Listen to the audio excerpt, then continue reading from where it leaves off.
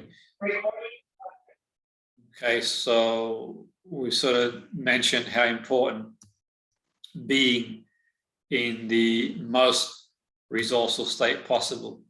That's the, we want to be as resourceful as we can in the right state at the right time, whether we're taking a free kick, whether we're taking a penalty, whether we're taking when there's a break in play to refocus again. In the book, it's in chapter 10. The NLP anchoring is a whole lot of more information. Some of you have read that. I know some of you haven't. That's okay. I can send you details. Now, the idea really is concentration. There's a quote I saw one time: concentration is the ability to think about absolutely nothing when it's absolutely necessary. If you really, really want to think about nothing, think about the process. That's the key element. We talked about this very briefly before, about how competition can bring out the best or the worst in players. This is a theme that we've sort of spoke about on several occasions, and so the demands are high when two individual teams are striving to achieve the same goal. So we talked about the games in the weekend briefly in the introduction. We talked about how, okay, when you've got teams that are so level, the millimeters in difference, there's sort of millimeters. And we've all seen players who've got the best technical ability,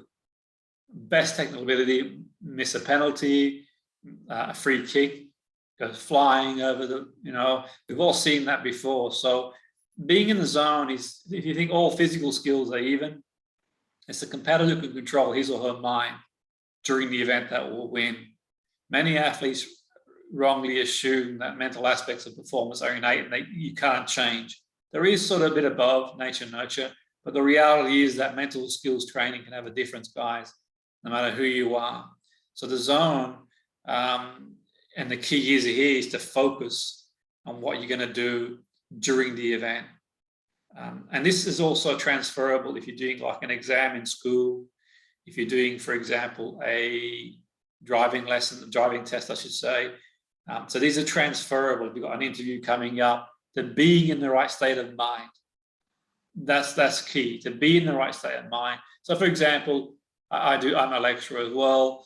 If I've had a morning where I've been stuck in traffic or there's been an accident or whatever, then as soon as I go into the lesson, I need to be really, really focused on what I'm doing as a coach, as a radio broadcaster. So that's so that you think about, you got to be in the right state of mind at the right time. You've seen like people who play golf, rugby kickers, you've seen plenty of those. Rugby you see now. And rugby union, I think, in my opinion at least, and I stand corrected, probably started using these processes a bit early when it went professional. We see in the goal kicking anyway. Now we see rugby league goal kickers now. You see them sometimes mentally rehearsing before they take the kick for goal, and also you can see the cue as well, getting in the zone, which is sort of key, like a routine that directs your attention.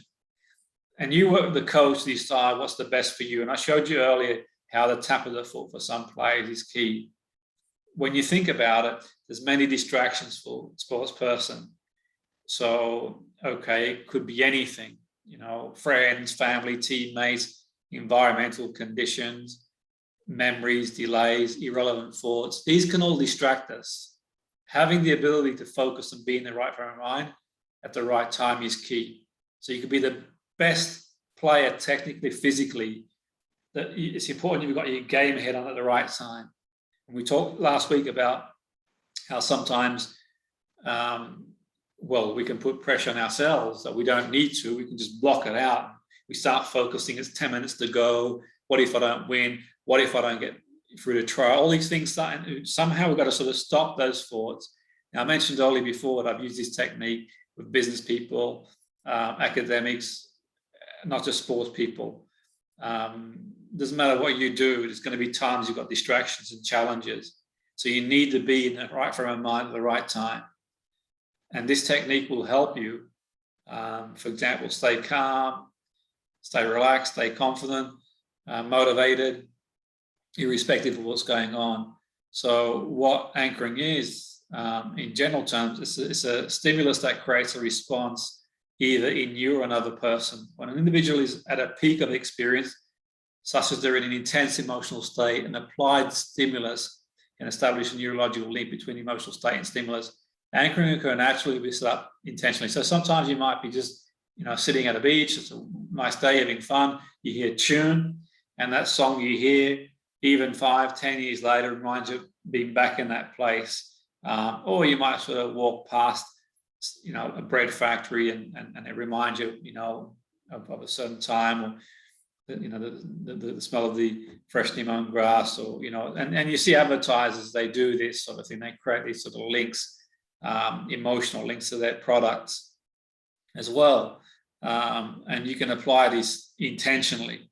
I suppose it's a bit like Pavlovian. You've probably come across that before, where you have the food, the dog salivates, you take the food away, so you ring the bell with the food, then you take the food away, ring bell, dog salivates, even though originally it didn't salivate when the bell was ringing.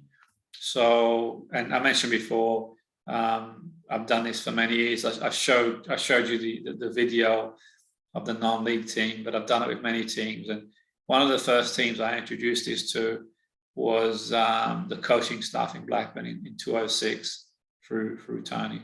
But since then, obviously, I've worked with many people. And I was doing it prior to that as well, by the way, with the teams I was working with too. So it wasn't the only time. And to give you an example, just to sort of give you an example, so you could flick through an old family album, and stirs through memories, hearing a song, the smell of, I don't know, bread or sunscreen, things that sort of you kind of reminisce, the emotional stimulus.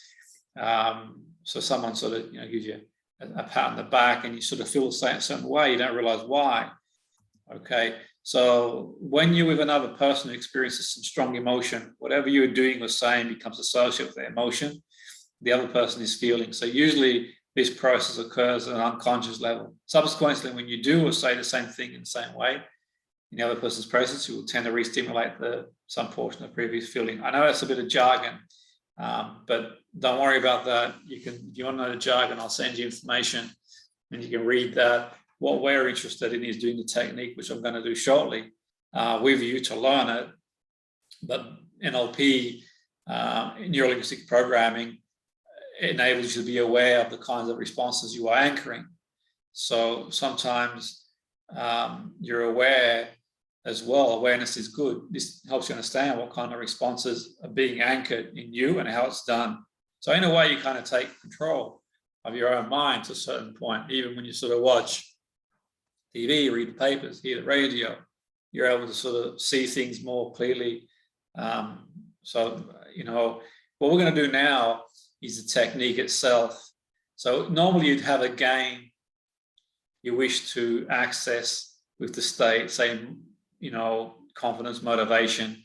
Obviously, at the moment, I'm well aware the games aren't going on because the COVID situation, but the games will come along. So you can do, no doubt eventually, but you can sort of do this just practicing in training or for a free kick in training this week. And I'm going to guide you through this, by the way. So you decide on the event. So let's say for now, next training session that you do, and you practice the free kicks, and then you can do it again when the games come up, which is sort of key going forward. So decide on the state. So it could be calm. The video showed you it was confident. That was the state we wanted to play at the beginning when we took the free kick. Then we choose the anchor. He chose the tap of the foot. Sometimes you can choose like a flick of the wristband or whatever. It could be even something someone gives you. Someone gives you something, and that's sort of great. I've got this wristband here. My daughter bought me this actually on her sort of travels, I believe. But anyway, and it's kind of an anchor. It's kind of like one of them things really. So the key thing is what works for you. It doesn't really matter. It could be thumb and finger. I want you to notice players who do that, by the way. So being aware, I want you now to see and spot players who do this technique. I'm not saying they all learned it from me, because there's other people who do this too. But what I would say, I was probably one of the first people to introduce this sort of stuff in football anyway. But, you know, since then, many people have come along. There were people at the same time I was doing it, no doubt. But you could argue, you know, and that's not me saying it. You see the books I wrote and other stuff as well. 4, you recall the image. You imagine, we're going to sort of do this shortly, you're going to practice. So recall the situation where you were really confident. And you can start thinking now, guys, a time you're really, really confident playing, or relaxed or calm. We can start thinking about that now before we do that. And then when the memory is vivid and you've experienced it, when it's the peak intensity, then you sort of press your anchor or flick your wristband or whatever you decide to do. Then release the anchor. What we would do afterwards is sort of check. So some key points which we'll go through. So you repeat the several steps, but you break state, so you're not carrying that emotion through. And then you sort of test it. The best way to test it, by the way, is to sort of in real life, like a behavioral experiment. If you can, you sort of go out there, you practice. Obviously, you can practice it visually as well. That's okay. Some of the key points are the timing of the anchor. It's really important at the beginning of the state. When you start thinking out when you're really confident, that's when you want to start to anchor. Then when it peaks, say 10 out of 10, then you start to release. It's about 5 to 15 seconds you hold the anchor. So if that player, he holds his foot on the ground for 5 seconds, and sort of as he starts to think of a time where he was extremely confident, he holds it there and the two connect. That's the sort of key going forward. So there's some key points here we're going to cover shortly anyway, but I'm going to guide you through it because it's about experience how we learn. So I'm going to guide you through it in a moment. So I'll guide you through the process, and we'll sort of talk more about it and go from there. And it'll be a great way to start the day for you as well, I think.